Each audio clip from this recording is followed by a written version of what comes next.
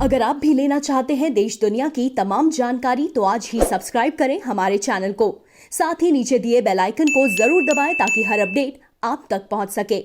नमस्कार, व्यवस्था news network के खास कार्यक्रम के बनाबे सोनार बांग्ला में आप सभी का स्वागत है। भाजपा ने कहा है कि पश्चिम बंगाल विधानसभा चुनाव के पहले और दूसरे चरण के उम्मीदवारों की सूची 4 या 5 मार्च तक आ जाने की संभावना है। इसके अलावा बंगाल में एक बार फिर से अटकलें हैं कि कोलकाता में 7 मार्च को होने वाली प्रधानमंत्री मोदी की रैली के दौरान सौरव गांगुली भाजपा में शामिल हो सकते हैं। इसके अलावा आज की रिपोर्ट में आपको बताएंगे कि तेजस्वी यादव की ममता बनर्जी से मुलाकात को भाजपा ने दिया है क्या रंग। इसके साथ ही बात करेंगे कांग्रेस और आईएसएफ गठबंधन को लेकर जारी विवाद की। लेकिन सबसे पहले आपको सुनाते हैं प्रदेश भाजपा अध्यक्ष दिलीप घोष उम्मीदवारों की सूची पर क्या कह रहे हैं। फर्स्ट और सेकंड फेज के लिए जो उम्मीदवार का तय करना है, कल जिला स्तरीय हर जिला के कार्यकर्ताओं की टीम के साथ हमारी चर्चा हुई थी, उनकी सजेशन हमने सुने।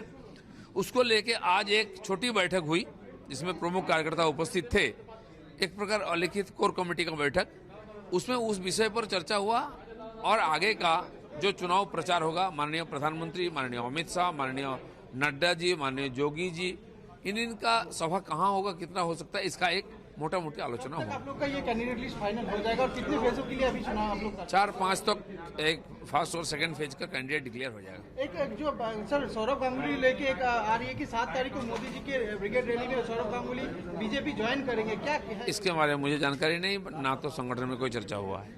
सौरव गांगुली के मुद्दे पर दिलीप घोष ने गोलमोल जवाब दिया है, लेकिन बंगाल में सुगबुगाहटें तेज हैं। भारतीय क्रिकेट कंट्रोल बोर्ड के अध्यक्ष सौरव गांगुली के 7 मार्च को कोलकाता में होने वाली प्रधानमंत्री नरेंद्र मोदी की रैली में हिस्सा लेने की अटकलों के बीच भाजपा ने कोई स्पष्ट जवाब नहीं देते हुए बस इतना ही कहा है कि इस बारे में पूर्व क्रिकेटर को फैसला करना है कि वह रैली में शामिल होना चाहते हैं या नहीं। भाजपा के प्रवक्ता शामिक भट्टाचार्य ने कोलकाता में संवाददाताओं से कहा कि भारतीय क्रिकेट टीम के पूर्व कप्तान अगर कार्यक्रम में हिस्सा लेना चाहते हैं और उनका स्वास्थ्य तथा मौसम संबंधी परिस्थितियां इसकी इजाजत देते हैं तो उनका स्वागत है। उधर भारतीय जनता पार्टी ने तृणमूल कांग्रेस से सवाल किया है कि क्या वह तृणमूल का समर्थन कर रहे आरजेडी नेता तेजस्वी यादव और पश्चिम बंगाल से बाहर की अन्य पार्टियों के नेताओं को उसी प्रकार बाहरी कहेंगे जैसे भाजपा के नेताओं को कहा जा रहा है। भाजपा प्रवक्ता शामिक भट्टाचार्य ने यह भी आरोप लगाया कि राज्य के वित्त मंत्री अमित मित्रा ने कोविड-19 महामारी के दौरान एमएसएमई क्षेत्र के बारे में भ्रामक जानकारी दी। उन्होंने आरोप लगाया कि प्रभावशाली मुस्लिम मौलवी अब्बास सिद्दीकी के नेतृत्व वाली इंडियन सेक्युलर फ्रंट यानी आईएसएफ जैसी विभाजनकारी ताकतें इसीलिए उभरकर सामने आई हैं क्योंकि तृणमूल कांग्रेस तुष्टीकरण की राजनीति करती रही है। शामिक भट्टाचार्य ने कहा कि तेजस्वी यादव ने मुख्यमंत्री ममता बनर्जी से मुलाकात कर बिहार के मूल निवासियों से तृणमूल को वोट देने के लिए कहा, जो आचार संहिता का उल्लंघन है। हालांकि भट्टाचार्य ने सीधे तौर पर तेजस्वी यादव का नाम नहीं लेते हुए उन्हें जेल में बंद आरजेडी नेता और पूर्व मुख्यमंत्री का पुत्र कहकर संबोधित किया। दूसरी ओर पश्चिम बंगाल विधानसभा चुनाव से पहले राज्य में सत्तारूढ़ तृणमूल कांग्रेस से नेताओं का पार्टी छोड़ना जारी है। इसी क्रम में पश्चिम बर्धमान जिले के पंडावेश्वर से 2 बार के पार्टी विधायक और आसनसोल के पूर्व महापौर जितेंद्र तिवारी भाजपा में शामिल हो गए। जितेंद्र तिवारी ने तृणमूल कांग्रेस नेतृत्व के खिलाफ बगावत की थी, लेकिन भाजपा द्वारा पिछले साल दिसंबर में उन्हें पार्टी में शामिल करने से इनकार करने के बाद वह मायूस हो गए थे। वह हुगली जिले के श्रीरामपुर में मंगलवार को एक कार्यक्रम में भाजपा प्रदेश प्रमुख दिलीप घोष की उपस्थिति में पार्टी में शामिल हुए। उन्होंने भाजपा में शामिल होने के बाद कहा, मैं भाजपा में शामिल हुआ हूं क्योंकि मैं राज्य के विकास के लिए काम करना चाहता हूं। तृणमूल कांग्रेस में रहते हुए काम करना संभव नहीं था। हालांकि जितेंद्र तिवारी की भाजपा में एंट्री से केंद्रीय मंत्री और स्थानीय सांसद बाबुल सुप्रियो बहुत खुश नहीं है क्योंकि जितेंद्र तिवारी के खिलाफ वह अब तक लड़ाई लड़ते रहे हैं।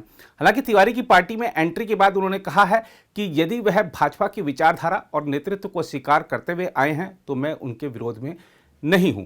इसके अलावा पश्चिम बंगाल में आगामी विधानसभा चुनाव को लेकर कांग्रेस और आईएसएफ ने सीट बंटवारे के मामले पर मंगलवार को आपसी विवाद दूर करने की कोशिश की, लेकिन कुछ विधानसभा सीटों के लिए बातचीत अब भी जारी है।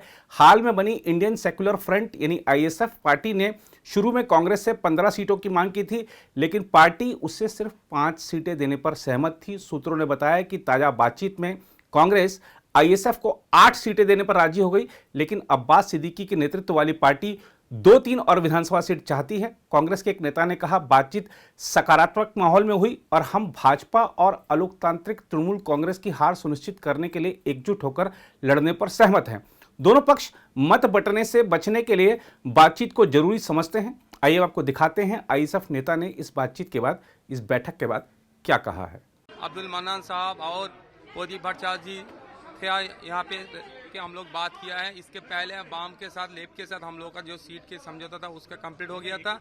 आज कांग्रेस को साउथ और नॉर्थ बंगाल के 2 पार्ट करके हम लोग बात किया है। साउथ बंगाल में हम लोग पूरा 2 सीट छोड़ के मतलब पूरा कंप्लीट हो गया, और नॉर्थ बंगाल के बारे में हम लोग उनको बोला है। उन लोग जाके उनका जो ऊपर उर्दूतन को है आदमी, उससे बात करके हम लोग को ओवर फोन में जाना हम लोग बोलेगा। देखिए, हम कांग्रेस को 20 से 23 सीट मांग रहे थे।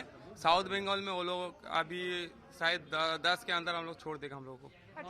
6 सीट के लिए अभी बैठ के है। बीजेपी तृणमूल की आप बोल रहे हैं, उसके बारे में हम लोग का कुछ जवाब देने के लिए कोई ये नहीं है, क्योंकि आदमी लोग जो आया था ब्रिगेड में वो दिखा दिया जो वो लोग बीजेपी और तृणमूल के विपक्ष में है और संयुक्त मोर्चा के साथ में है। और जो और एक बात आप बोला है कांग्रेस के लेकर, हम लोग का आपस में कुछ नहीं हुआ है। जो वही जैसे बीजेपी और तृणमूल का जो टीम है, आईटी टीम है, वो लोग कैसे कर रहे हैं आईटी सेल की तरफ से, हम लोग का आपस में कोई नहीं है। मतलब हम लोग यूनाइटेड है, संयुक्त मोर्चा के लिए हम लोग आगे बढ़ेंगे, एक साथ लड़ेंगे। हम लोग 2021 में हम लोग सरकार बनाएंगे।